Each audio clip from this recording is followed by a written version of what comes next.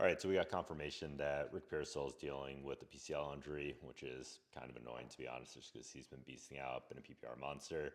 Questions about him playing on Thursday. I probably wouldn't play him Thursday even if he's active, just based on who else you have on your roster. ACL ligaments, the thick one on the left, not always instability noted on sideline exam just because of how thick it is, unlike the ACL, where there's a lot of laxity. Talked before about diagnosing ACL tears. You can use that Lockman test, and that's when the knee is in 20 to 30 degrees of motion, and it puts the ACL in isolation. Basically takes away the influence of the hamstring and the other stabilizers, and it actually isolates away from the PCL. That's why you actually can't use the Lockman test to test for the PCL, because it doesn't place really any tension on the PCL when the knee is flexed that way. But the anterior drawer test, actually, that test can be used to assess both the ACL and the PCL. And in 90 degrees of flexion, it's a little bit less accurate for the ACL, but it still puts tension on there, but it puts the PCL in ideal positioning to be tested.